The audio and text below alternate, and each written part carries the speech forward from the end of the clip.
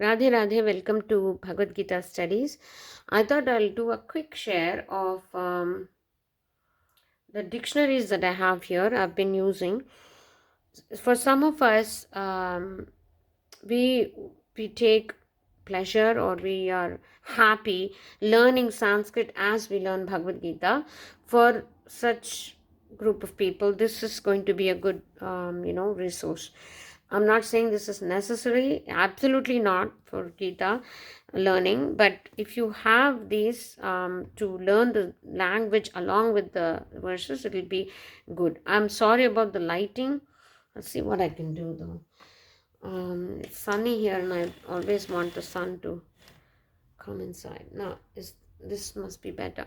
So, I have the Student Sanskrit to English Dictionary by Vaman Shivram Apte. Same thing. Student English to Sanskrit Dictionary. Both of which I've found very useful. I'll give you an example. Yesterday we were doing a verse in which the words Anarambhat came. Right? So here you go. There is Anarambhat right here in this page, which says somewhere here.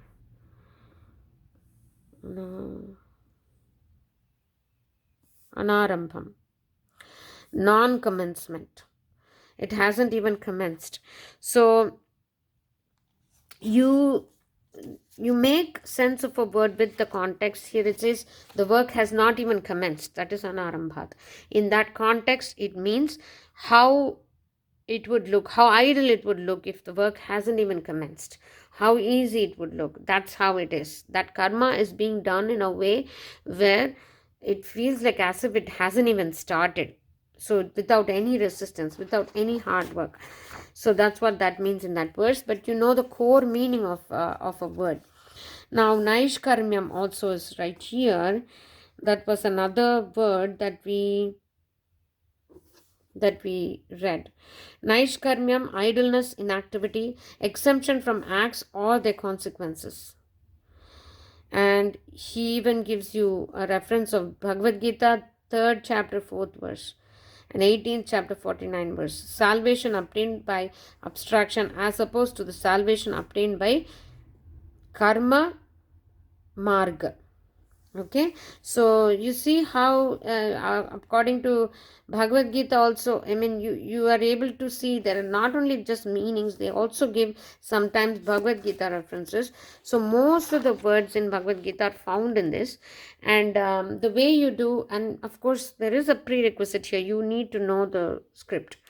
You need to know how to read or write Sanskrit to be able to own both of these. So I don't know Sanskrit as a language, but if you want to learn Sanskrit as a language with grammar and sandhis and how things work, then that is a different area altogether. You have to go to a Sanskrit class. That's not what my scope is for this video.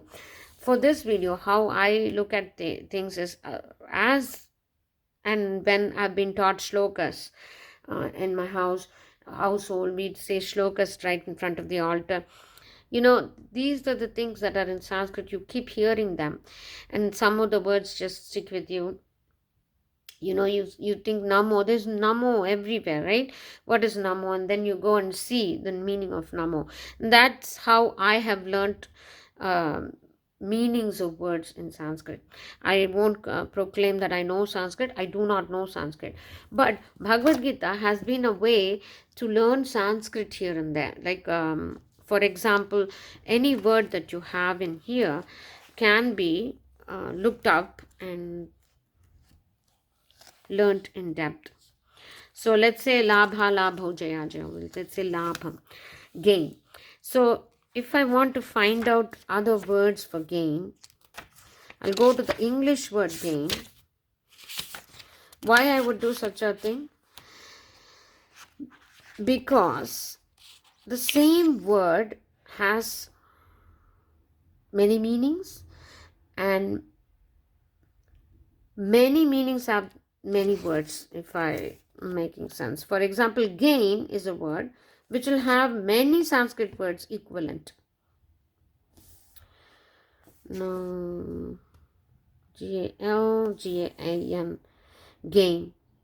So apart from labha, you have artha and all other words. So by reading all other words, what you can achieve is that if any other word is used in any other verse, you have a memory of, oh, this must be gain because I saw this word when I was looking up gain.